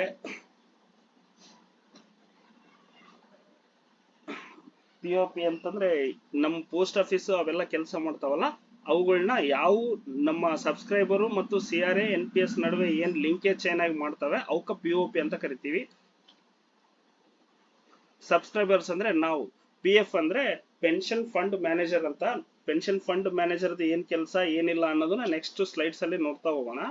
ಆಮೇಲೆ ಕಸ್ಟಡಿಯನ್, ನಾವು ಇವು ಎಲ್ಲವಷ್ಟು PFM ಇದನ್ನ ಮಾಡೋದಕ್ಕೆ ಅದಕ್ಕೆ ಯಾವ್ದಾವ್ದ್ರ ಜೊತೆ ಕಸ್ಟಡಿಯನ್ ಆಗಿರ್ತೀವಿ ಏನಾಗಿರ್ತೀವಿ ಅನ್ನೋದನ್ನ ಕೂಡ ನೋಡ್ತಾ ಹೋಗ್ತೀವಿ. ಆಮೇಲೆ ರಿಟೈರ್ಮೆಂಟ್ ಅಡ್ವೈಸರಿ, ಕೆಲವೊಂದಿಷ್ಟು ನಾವು ರಿಟೈರ್ಮೆಂಟ್ ಟೈಮ್ ಅಲ್ಲಿ ಏನ್ ಕೆಲವೊಂದಿಷ್ಟು ಅಡ್ವೈಸ್ಮೆಂಟ್ ಇರ್ತಾವೆ. ಏನಂತಂದ್ರೆ ಇದನ್ನ ಮಾಡ್ರಿ, ಇಷ್ಟು ತಗೊಳ್ರಿ, ಇಷ್ಟು ಇದು ಮಾಡ್ರಿ ಅಂತ. ಅದಕ್ಕೆ ಏನಾದ್ರೂ ಒಂದು ಅಡ್ವೈಸರಿ ಕಮಿಟಿ ಅಂತ ಬರ್ತಾವಲ್ಲ ಆ ತರದ ಅಡ್ವೈಸರ್ ಮಾಡ್ತಕ್ಕಂಥ ಕೆಲಸ ಕೂಡ NPS ದಲ್ಲಿ ಇದೆ. ಆಮೇಲೆ ASP ಅಂತಂದ್ರೆ ಆನ್ಯುಟಿ ಸರ್ವಿಸ್ ಪ್ರೊವೈಡರ್. ಅದಾದ ನಂತರ ನಾವು ಎಷ್ಟು % ಶೇರ್ನ ಯಾವ್ದ್ರಲ್ಲಿ ಇನ್ವೆಸ್ಟ್ ಮಾಡ್ತೀವಿ, ASP ಯಾವ್ದಾಗಿರ್ಬೇಕು ಅನ್ನೋದ್ರ ಮೇಲ್ಗಡೆ ನಮ್ದು ಪೆನ್ಷನ್ ಯಾವ್ದು ಬರುತ್ತೆ ಎಷ್ಟು ಬರುತ್ತೆ ಅಂತ ನೋಡ್ತೀವಲ್ಲ ಅದು. ಇದು ಜಸ್ಟ್ ಸಿಂಪಲ್ ಆರ್ಕಿಟೆಕ್ಚರ್. ಹೆಂಗಂತಂದ್ರೆ NPS ಸ್ಕೆಲಿಟನ್ ಹೆಂಗೆಲ್ಲ ಕೆಲಸ ಮಾಡುತ್ತೆ ಅಂತ ನೋಡೋದು. ಇದ್ರಲ್ಲಿ ಇರ್ತಕ್ಕಂಥ ಒಂದೊಂದು ಎಲಿಮೆಂಟ್ ಕೂಡ ನಾವು ಈಗ ಇನ್ ಡೀಟೇಲ್ ಆಗಿ ನೋಡ್ತಾ ಹೋಗೋಣ. ಅವು ನೋಡ್ತಾ ಹೋಗಿ ಆಮೇಲೆ ನಿಮ್ಗೆ ಒಂದು ಕ್ಲಿಯರಿಟಿ ಬರುತ್ತೆ ಅವಾಗ NPS ಅಂದ್ರೆ ಏನು ಅಂತ. ಅದಾದ ನಂತರ ಒಂದು ಫ್ಲೋ ಚಾರ್ಟ್ ಇದೆ. ಆ ಫ್ಲೋ ಚಾರ್ಟ್ ನೋಡಿದ್ರೆ ನಿಮ್ಗೆ ಟೋಟಲಿ NPS ದಲ್ಲಿ ಯಾವ ಫಂಡ್ ಯಾವ ತರ ಹೋಗುತ್ತೆ, ಏನ್ ಡೀಟೇಲ್ಸ್ ಎಕಡೆ ಹೋಗುತ್ತೆ ಏನಾಗುತ್ತೆ ಅಂತ ಈಸಿಯಾಗಿ ಗೊತ್ತಾಗುತ್ತೆ. ಸೊ ಹೇಳಿದ್ವಲ್ಲ PFRDA pension fund regulatory and development authority ಅಂತ.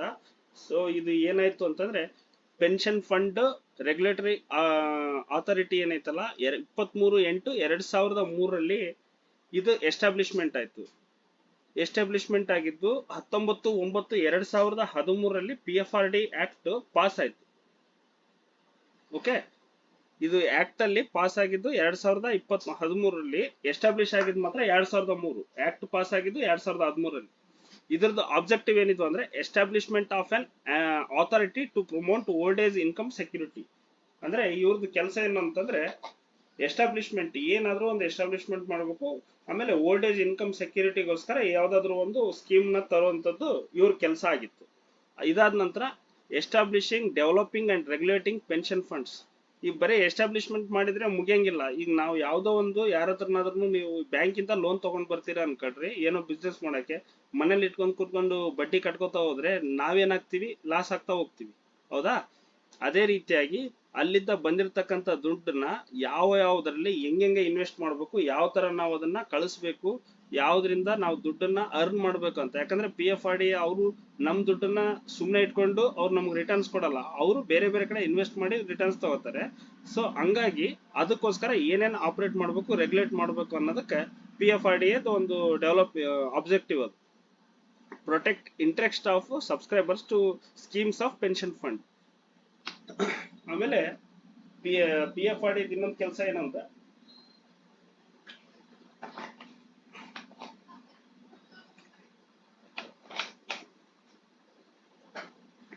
ಪೆನ್ಷನ್ ಫಂಡ್ ಅನ್ನ interest of subscribers to scheme, pension scheme funds ಅಲ್ಲಿ ಅವ್ರನ್ನ ಕೆಲವೊಂದು ವಿಷಯಗಳಲ್ಲಿ ಏನು ಸಬ್ಸ್ಕ್ರೈಬರ್ಸ್ ಅನ್ನ ಪ್ರೊಟೆಕ್ಟ್ ಮಾಡುವಂತದ್ದು ಕೂಡ ಇವ್ದು ಒಂದು PFRD ಒಂದು ಆಬ್ಜೆಕ್ಟಿವ್. ಅಂದ್ರೆ ಹೆಂಗ್ ಬೇಕಂಗೆ ಇನ್ವೆಸ್ಟ್ ಮಾಡಿ, ಈಗ ನಾವು ಇಷ್ಟು ದಿನ ಇನ್ವೆಸ್ಟ್ ಮಾಡಿದಕ್ಕಿಂತ ಲಾಸ್ಟ್ ನಾವು ರಿಟೈರ್ಮೆಂಟ್ ಟೈಮಲ್ಲಿ ಈಗ ಲಾಸ್ ಆಗಿ ಹೋಗೋ ತರ ಮಾಡ್ಕೊಳೋ ತರ ಇರಂಗಿಲ್ಲ. ಸೊ ಅದನ್ನು ಕೂಡ ಅವ್ರ ತಲೆಯಲ್ಲಿ ಇರುತ್ತೆ. ಇದಾದ ನಂತರ NPS trust established by PFRD. ಅಂದ್ರೆ PFRD ಏನಿತ್ತಲ್ಲ ಅದು ಒಂದು ಟ್ರಸ್ಟ್ ನ ಎಸ್ಟಾಬ್ಲಿಷ್ ಮಾಡುತ್ತೆ. ಯಾವ ಇದ್ರ ಪ್ರಕಾರ ಎಸ್ಟಾಬ್ಲಿಷ್ ಮಾಡುತ್ತೆ ಅಂದ್ರೆ ಇಂಡಿಯನ್ ಟ್ರಸ್ಟ್ ಆಕ್ಟ್ ಅಂತ 1882 ಒಂದು ಆಕ್ಟ್ ರಿಲೀಸ್ ಬಿಲ್ ಪಾಸ್ ಆಗಿರುತ್ತೆ. ಆ ಆಕ್ಟ್ ಪ್ರಕಾರನೇ ಒಂದು PFRD ಅದವರು ಸುಮ್ನೆ ಯಾವ್ದೋ ಒಂದು ಟ್ರಸ್ಟ್ ಮಾಡ್ಕೊಂಡಿಲ್ಲ. As per Indian trust act ಪ್ರಕಾರನೇ ಅವರು 1882 ಏನಾಗಿತ್ತು ಇದ್ರ ಮೇಲೆ NPS ಟ್ರಸ್ಟ್ ನ ಎಸ್ಟಾಬ್ಲಿಷ್ ಮಾಡ್ತಾರೆ. Hold the assets and funds of the NPS for the benefit of the subscriber. ಈಗ PFRD ಕೆಳಗಡೆ NPS ಟ್ರಸ್ಟ್ ಇರುತ್ತಲ್ಲ, ಅದು ಏನ್ ಮಾಡುತ್ತೆ ಅಂದ್ರೆ ನಾವು ಸಬ್ಸ್ಕ್ರೈಬರ್ಸ್ ಏನ್ ಕೊಟ್ಟಿರ್ತೀವಲ್ಲ ಅಸೆಟ್ಸ್ ಅಂತಂದ್ರೆ ಏನು, ನಮ್ದು ಯಾವ್ದಾದ್ರು ಒಂದು ಪ್ರಾಪರ್ಟಿ ಆಯ್ತು, ಇಲ್ಲ ಅಂತಂದ್ರೆ ನಮ್ದು ಫಂಡ್ ಏನಿರುತ್ತೆ ಆ ಫಂಡ್ ಅನ್ನ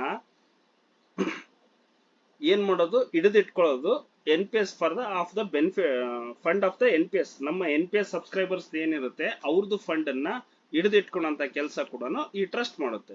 registered owner of all assets under NPS architecture. ಅಂದ್ರೆ ಪ್ರತಿಯೊಂದು NPS ಆರ್ಕಿಟೆಕ್ಚರ್ ಇರ್ತಕ್ಕಂಥ ಪ್ರತಿಯೊಂದರಲ್ಲಿ ಏನಿರುತ್ತೆ ಅದಕ್ಕೆಲ್ಲದಕ್ಕೂ ರಿಜಿಸ್ಟರ್ಡ್ ಓನರ್ ಆಗಿ ಯಾರು ಕೆಲಸ ಮಾಡ್ತಾರೆ, NPS ಟ್ರಸ್ಟ್ ಕೆಲಸ ಮಾಡುತ್ತೆ. Monitor and supervises the operational and functional activities of NPS ಇಂಟರ್ಮಿಡಿಯೇಟರೀಸ್.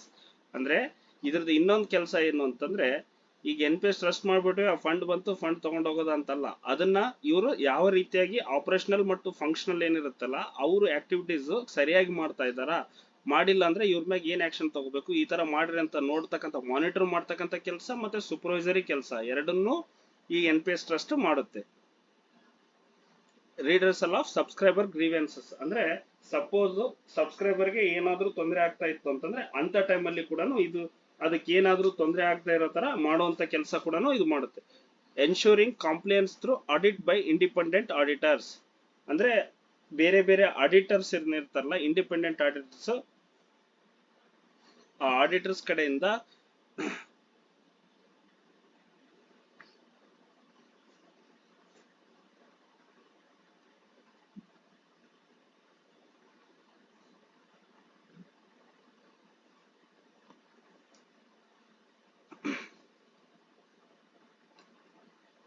So ensuring complaints through audit by independent. ಅಂದ್ರೆ ಆಡಿಟ್ ಮಾಡ್ಬೇಕಾದ್ರೆ ಇಂಡಿಪೆಂಡೆಂಟ್ ಆಡಿಟರ್ಸ್ ಜೊತೆಗೆ ಅದು ಏನ್ ಸರಿ ಇದೆನಾ ತಪ್ಪಿದೆನಾ ಅಂತ ಅದು ನೋಡ್ತಕ್ಕಂಥ ಕೆಲಸ ಕೂಡ NPS ಟ್ರಸ್ಟ್ ಮಾಡುತ್ತೆ. ಆಮೇಲೆ ಇಶ್ಯೂಸ್ ಇನ್ವೆಸ್ಟ್ಮೆಂಟ್ ಗೈಡ್ಲೈನ್ಸ್ ಅಂದ್ರೆ ಈಗ ನಾವು ಎಲ್ಲ ಕಡೆ ಮಾರ್ಕೆಟ್ ಅಲ್ಲಿ ಈಗ ನೋಡ್ತಾ ಇರ್ತೀವಿ, ಇನ್ಸ್ಟಾದಲ್ಲಿ ಫೇಸ್ಬುಕ್ ಅಲ್ಲಿ ನೋಡ್ತಾ ಇರ್ತೀವಿ. ಏನು ಅಂತಂದ್ರೆ ನಾವು ಯಾವ್ದೋ ಒಂದು ಇನ್ವೆಸ್ಟ್ಮೆಂಟ್ ಮಾಡ್ತಾ ಇದೀವಿ ಶೇರ್ಸ್ ಬಗ್ಗೆ ಅಂತಂದ್ರೆ ಇದಕ್ಕೆ ಸಂಬಂಧಪಟ್ಟಂಗೆ ನಾವು ಇನ್ವೆಸ್ಟ್ಮೆಂಟ್ ಗೈಡೆನ್ಸ್ ಕೊಡ್ತೀವಿ, ಇದು ಕೊಡ್ತೀವಿ ಅದು ಕೊಡ್ತೀವಿ ಅಂತ. ಸೊ ನಮ್ಮ NPS ಅಲ್ಲಿ ನಮ್ಮ ಅಮೌಂಟ್ ನ ಯಾವ್ದ್ರಲ್ಲಿ ಹಾಕ್ಬೇಕು ಯಾವ್ದ್ರಲ್ಲಿ ತೆಗಿಬೇಕು ಅನ್ನೋದ ಗೈಡ್ಲೈನ್ಸ್ ಕೂಡ ನಮ್ಗೆ NPS ಟ್ರಸ್ಟ್ ಕೊಡ್ತಾ ಇರುತ್ತೆ. ಅದಾದ ನಂತರ trust bank responsible for the day to day flow of funds and banking facilities. ಅಂದ್ರೆ ಈ ಟ್ರಸ್ಟ್ ಏನಿತ್ತು ಆ ಟ್ರಸ್ಟ್ ಇಂದು ಒಂದು ಬ್ಯಾಂಕ್ ಇರುತ್ತೆ, ಅದ್ರದ್ದು ಕೆಲಸ ಏನು ಅಂತಂದ್ರೆ ನಮ್ಮ ಡೇ ಟು ಡೇ ಫಂಡ್ ಏನ್ ಬರ್ತಾ ಇರುತ್ತೆ ನಮ್ಮ NPS ಸಬ್ಸ್ಕ್ರೈಬರ್ ಇಂದ ಆಗಿರ್ತಕ್ಕಂಥ ಫಂಡ್ ಬರ್ತಾ ಇರೋದು ಹೋಗ್ತಾ ಇರೋದನ್ನ ನೋಡುವಂತ ಕೆಲಸನ ಈ NPS ಟ್ರಸ್ಟ್ ಬ್ಯಾಂಕ್ ಏನಿರುತ್ತೆ ಅದು ಮಾಡುತ್ತೆ. ಅದರಲ್ಲಿ ಬರ್ತಕ್ಕಂಥದ್ದು ಬ್ಯಾಂಕಿಂಗ್ ಫೆಸಿಲಿಟೀಸ್ ಆ ಫಂಡ್ನೆಲ್ಲ ಅಲ್ಲಿ ಸ್ಟಾಕ್ ಮಾಡಿ ಇಟ್ಕೊಳ್ಳೋದು, ಆಮೇಲೆ ನಾವೆಲ್ಲಾದ್ರೂ ಇನ್ವೆಸ್ಟ್ ಮಾಡ್ಬೇಕಂದ್ರೆ ಅಲ್ಲಿಂದನೇ ಖರ್ಚು ಹಾಕುವಂತ ಕೆಲಸವನ್ನ ಯಾವ್ದು ಮಾಡುತ್ತೆ ಟ್ರಸ್ಟಿ ಬ್ಯಾಂಕ್ ಮಾಡುತ್ತೆ. Receives fund from nodal offices ಅಂದ್ರೆ ನಾವು POP ಗಳಿಂದ ನೋಡಲ್ ಆಫೀಸ್ಗಳು ಅಂತ ಏನಿರ್ತೀವಲ್ಲ ಅವುಗಳಿಂದ ಏನ್ ನಾವು ದುಡ್ಡನ್ನ ಕಲೆಕ್ಟ್ ಮಾಡಿ NPS ಸಬ್ಸ್ಕ್ರೈಬರ್ ಇಂದ ನಾವು ಮಾಡಿದಂತ ಕೆಲಸ ಇವನ್ನ ಸಬ್ಸ್ಕ್ರಿಪ್ಷನ್ಗಳನ್ನ ನೋಡಲ್ ಆಫೀಸ್ ಅಲ್ಲಿ ಇರುತ್ತಲ್ಲ ಅಲ್ಲಿಂದ ಫಂಡ್ಸ್ ಗಳನ್ನ ಅಲ್ಲಿ ಡೈರೆಕ್ಟ್ ಆಗಿ ಟ್ರಾನ್ಸ್ಫರ್ ಆಗ್ತಾ ಹೋಗುತ್ತೆ.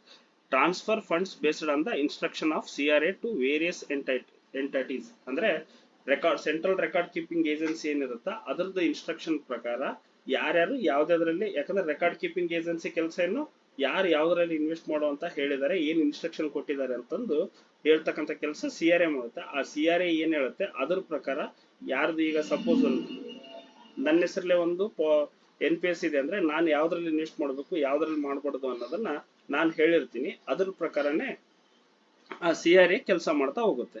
Upload statement of closing balance of trust bank account to CRA system. ಅಂದ್ರೆ ಇದೆಲ್ಲ ಆದ ನಂತರ ಈಗ ನೀವು ಡೇ ಟು ಡೇ ಕೆಲಸ ಮಾಡಿದ್ಮೇಲೆ ನಿಮ್ದು CB ಮಾಡ್ತಿರಲ್ಲ, BO ದಲ್ಲಿ ಇದ್ದಂತವ್ರು SO ದಲ್ಲಿ ಇದ್ದಂತವ್ರು ನಮ್ದು ಕ್ಲೋಸಿಂಗ್ ಬ್ಯಾಲೆನ್ಸ್ ನೋಡ್ಕೊಂಡು ಇದು ಮಾಡ್ತೀವಲ್ಲ, ಸೊ ಅದೇ ತರನೇ ಈ ಬ್ಯಾಂಕ್ ಇಂದು ನಮ್ ಕ್ಲೋಸಿಂಗ್ ಬ್ಯಾಲೆನ್ಸ್ ಏನಿದೆ ಇವತ್ತು CRA ಟ್ರಸ್ಟ್ ಬ್ಯಾಂಕ್ ಇಂದು CRA ಸಿಸ್ಟಮ್ ದಲ್ಲಿ ಕಳಿಸ್ತಕ್ಕಂಥ ಅಂದ್ರೆ ಸೆಂಟ್ರಲ್ ರೆಕಾರ್ಡ್ ಕೀಪಿಂಗ್ ಏಜೆನ್ಸಿ ಇರುತ್ತೆ, ಆ ಏಜೆನ್ಸಿಗೆ ಕಳಿಸುವಂತ ಕೆಲಸ ಬರುತ್ತೆ. 1/7/2015 ಈಚೆಗೆ ಇದೇನಿದೆ ಆಕ್ಸಿಸ್ ಬ್ಯಾಂಕ್ ಇದೆ for A period of 5 years. ಈ ಪ್ರೆಸೆಂಟ್ ಯಾವ್ದಿದೆ ಮೋಸ್ಟ್ಲಿ ಆಕ್ಸಿಸ್ ಬ್ಯಾಂಕ್ ಇರ್ಬೇಕು ಅನ್ಸುತ್ತೆ, ಇದು ಹಳೇದು ಸ್ಲೈಡ್. ಆಕ್ಸಿಸ್ ಈಗೂ ಕೂಡ ಆಕ್ಸಿಸ್ ಬ್ಯಾಂಕ್ ಇದ್ದಂಗೆ ಕಾಣುತ್ತೆ. ಈಗ CRA central record keeping agency ಅಂತ ಕರಿತೀವಿ. Registration of subscribers and issuance of PRAN ಅಂದ್ರೆ ಪರ್ಮನೆಂಟ್ ರಿಟೈರ್ಡ್ ಅಕೌಂಟ್ ನಂಬರ್ ಅಂತ ಕರಿತೀವಲ್ಲ. ಸೊ ಯಾವುದೋ ಒಬ್ರು ಈಗ ಸಪೋಸ್ ಇಲ್ಲಿ ಇರ್ತಕ್ಕಂಥ ಯಾರೊಬ್ರು ನಾಳೆ MTS ಆದ್ರೂ ಅಥವಾ ಪೋಸ್ಟ್ ಮನ್ ಆದ್ರೆ ಅನ್ಕೊಂಡ್ರೆ ನಿಮ್ದು ಸಬ್ಸ್ಕ್ರೈಬರ್ದು ರಿಜಿಸ್ಟ್ರೇಷನ್ ಮಾಡುವಂತ ಕೆಲಸನು ರಿಜಿಸ್ಟರ್ ಆದ ನಂತರ CRA ಇದ್ದಾನೆ ನಿಮ್ಗೆ ಸೆಂಟ್ರಲ್ ರೆಕಾರ್ಡ್ ಕೀಪಿಂಗ್ ಏಜೆನ್ಸಿ ಏನಿರುತ್ತೆ ಅಲ್ಲಿದ್ದಾನೆ ನಿಮ್ಗೆ ಲೆಟರ್ ಬರುತ್ತೆ, ಅದರಿಂದಾನೆ ನಿಮ್ಗೆ ಪ್ರಾನ್ ಜನರೇಟ್ ಆಗಿ ಬರುತ್ತೆ. Dispatch of PRAN card and welcome kit.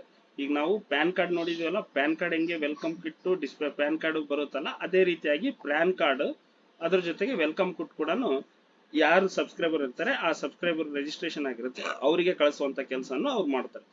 ಆಮೇಲೆ digitalisation and maintenance of subscriber record preferences ಅಂದ್ರೆ ಸಬ್ಸ್ಕ್ರೈಬರ್ದು ರೆಕಾರ್ಡ್ಸ್ ಏನಿರ್ತಾವ ಪ್ರಿಫರೆನ್ಸಸ್ ಯಾವ್ದಕ್ ಹಾಕ್ರಿ ನಂದು ಇದು ಈ ಇದ್ರೊಳಗಡೆ ಶೇರ್ ಒಳಗೆ ಇನ್ವೆಸ್ಟ್ ಮಾಡ್ರಿ ಇದ್ರೊಳಗೆ ಹಾಕ್ರಿ ಅಂತಂದು ಏನು ಸಬ್ಸ್ಕ್ರೈಬರ್ ಇದು ಮಾಡತ್ತಲ್ಲ ಅದನ್ನೆಲ್ಲವಷ್ಟು ಡಿಜಿಟಲೈಸೇಷನ್ ಮತ್ತೆ ಮೇಂಟೆನೆನ್ಸ್ ಅಂದ್ರೆ ಈಗ ಆನ್ಲೈನ್ ಫೆಸಿಲಿಟಿ ಪ್ರೊವೈಡ್ ಮಾಡಿ ಅದ್ರೊಳಗಡೆ ಅವ್ರಿಗೆ ಆನ್ಲೈನ್ ದಲ್ಲಿ ಹಾಕ್ಬೇಕಾದ್ರೆ ಅವ್ರಿಗೆ ಕೊಡ್ತಕ್ಕಂಥ ಯಾವ್ದಾವ್ದು ಇದೆ ಯಾವ್ದಾವ್ದಿಲ್ಲ ಅನ್ನೋದನ್ನ ಮೇಂಟೈನ್ ಮಾಡ್ತಕ್ಕಂಥ ಕೆಲಸ ಕೂಡ CRA ಮಾಡುತ್ತೆ.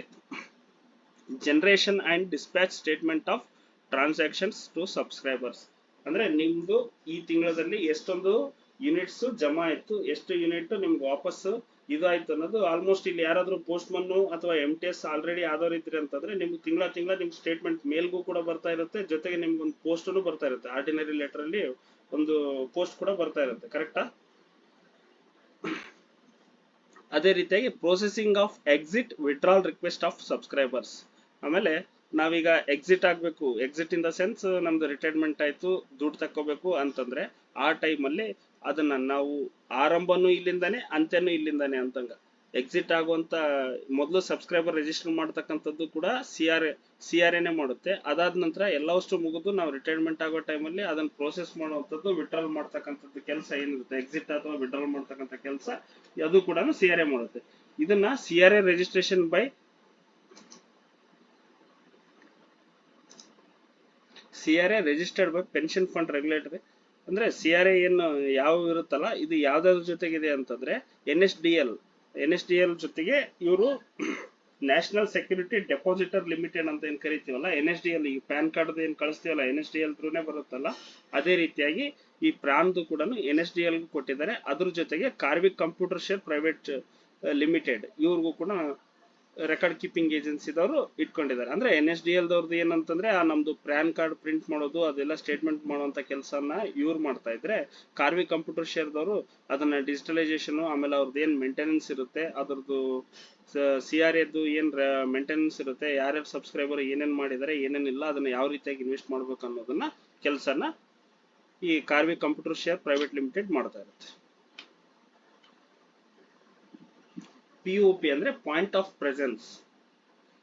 ಪಾಯಿಂಟ್ ಆಫ್ ಪ್ರೆಸೆನ್ಸ್ ಅಂದ್ರೆ ನಾವು ಎಲ್ಲ ಯಾವ್ಯಾವ ಇದಾವಲ್ಲ, ಈ ಪ್ರೆಸೆನ್ಸ್ ಎಲ್ಲಿ ಹೋಗಿ ನಾವು ಪ್ರೆಸೆಂಟ್ ಆಗ್ತೀವಿ ಆ ಪಾಯಿಂಟ್ ಗೆ ನಾವೇನಂತ ಕರಿತೀವಿ, ಪಾಯಿಂಟ್ ಆಫ್ ಪ್ರೆಸೆನ್ಸ್ ಅಂತ ಕರಿತೀವಿ. POP ಅಂತಂದ್ರೆ ಏನಂತ ಇತ್ತಲ್ಲ ಅಲ್ಲಿ ಆರ್ಕಿಟೆಕ್ಚರ್ ಅಲ್ಲಿ, ಅದು ಪಾಯಿಂಟ್ ಆಫ್ ಪ್ರೆಸೆನ್ಸ್.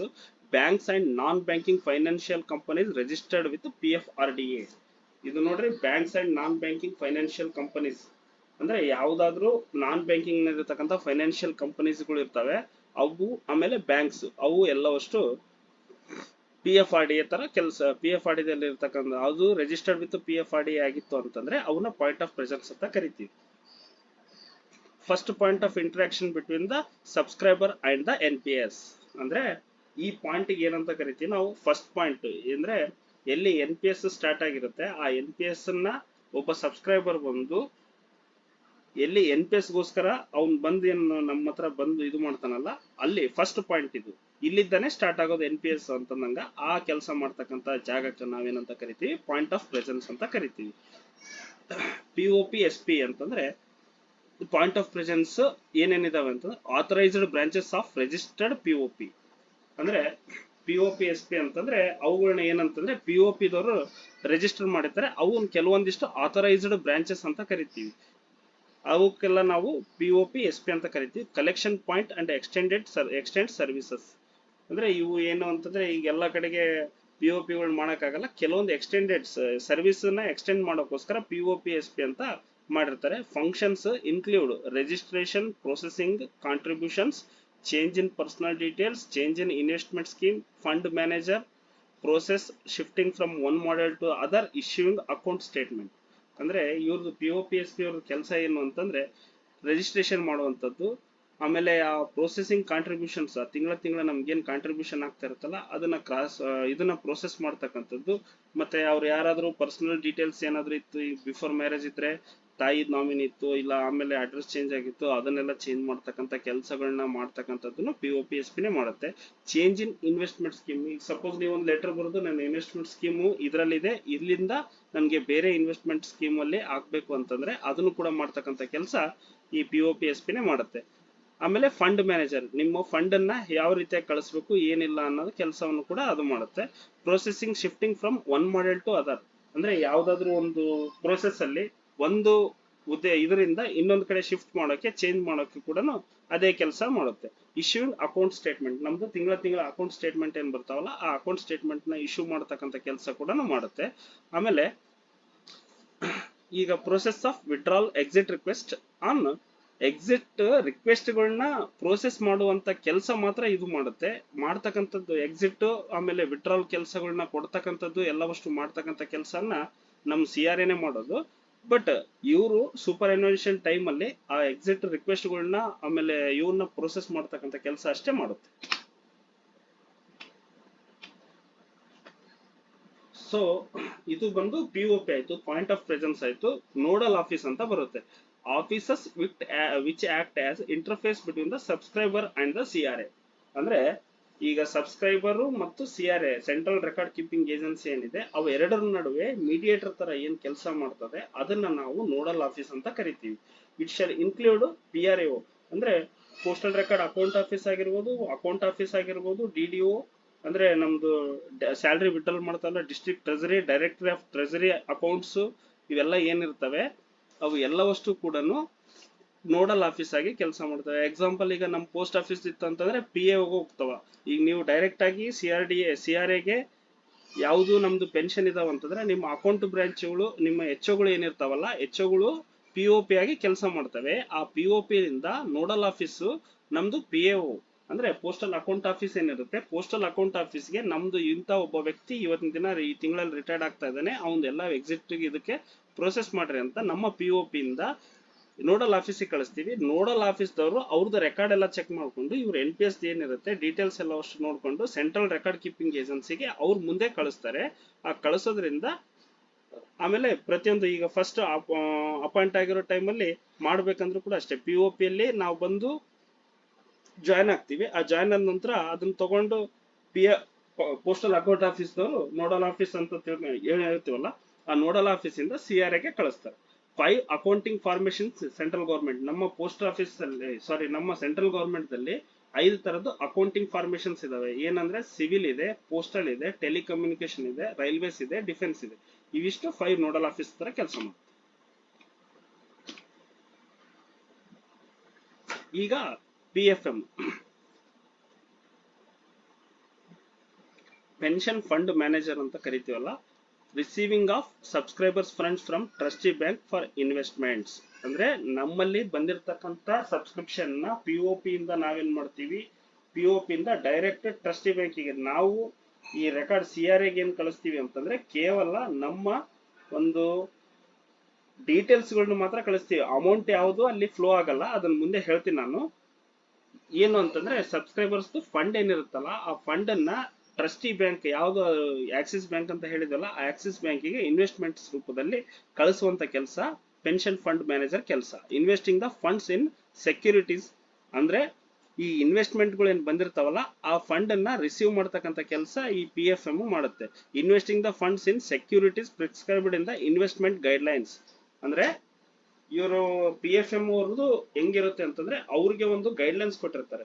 ಈಗ ನೀವು ಇಂಥದ್ರಲ್ಲಿ ಇಷ್ಟೇ ಪ್ರಮಾಣದಲ್ಲಿ ಇನ್ವೆಸ್ಟ್ ಮಾಡಬೇಕು, ಇಷ್ಟೇ ಪ್ರಮಾಣದಲ್ಲಿ. ಯಾಕಂದ್ರೆ ಅದು ತುಂಬಾ ಜನ ಮಾರ್ಕೆಟ್ ಸ್ಪೆಷಲಿಸ್ಟ್ಸ್ ಅವ್ರನ್ನೆಲ್ಲ ಪ್ರೊಫೆಷನಲ್ಸ್ ಏನಿರ್ತಾರಲ್ಲ, ಪ್ರೊಫೆಷನಲ್ಸ್ ಎಲ್ಲ ಇಟ್ಕೊಂಡು ಅವ್ರು ಒಂದು ಗೈಡ್ಲೈನ್ಸ್ ರೆಡಿ ಮಾಡಿರ್ತಾರೆ. ಅಂತ ಗೈಡ್ಲೈನ್ಸ್ ಪ್ರಕಾರ ಯಾವ್ದ್ರಲ್ಲಿ ಎಷ್ಟು ಇನ್ವೆಸ್ಟ್ ಮಾಡಬೇಕು, ಯಾವ ತರ ಇನ್ವೆಸ್ಟ್ ಮಾಡಬೇಕು ಅನ್ನೋದನ್ನ ಅವ್ರಿಗೆ ಗೈಡ್ಲೈನ್ಸ್ ಇರುತ್ತೆ. ಆ ಗೈಡ್ಲೈನ್ಸ್ ಪ್ರಕಾರನೇ ಈ PFM ನಮ್ಮ ಒಬ್ಬೊಬ್ಬ ಸಬ್ಸ್ಕ್ರೈಬರ್ದು ದುಡ್ಡನ್ನ ಹಾಕೋತಾ ಹೋಗ್ತಾರೆ.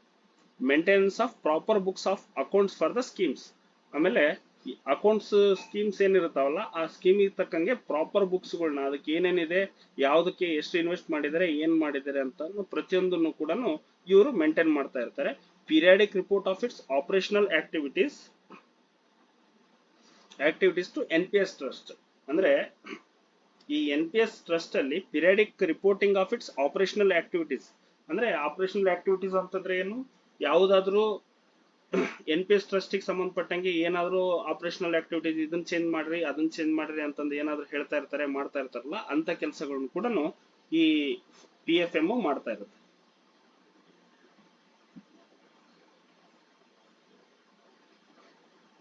ಓಕೆ, ಇಲ್ಲಿವರೆಗೂ ಇವತ್ತು ಸಾಕು ಮಾಡೋಣ. ಯಾಕಂದ್ರೆ ಇದು ಹೊಸ ಸಬ್ಜೆಕ್ಟ್, ನಿಮ್ಗೂ ಕೂಡ ಸ್ವಲ್ಪ ಕನ್ಫ್ಯೂಸ್ ಆಗುವಂತ ಚಾನ್ಸಸ್ ಇರುತ್ತೆ. ಸೊ ಈಗ ಇಲ್ಲಿ ಕ್ಲೋಸ್ ಮಾಡೋಣ ಇದನ್ನ. ಏನಾದ್ರೂ ಡೌಟ್ಸ್ ಇದ್ರೆ ಕೇಳ್ಕೊಳ್ರಿ.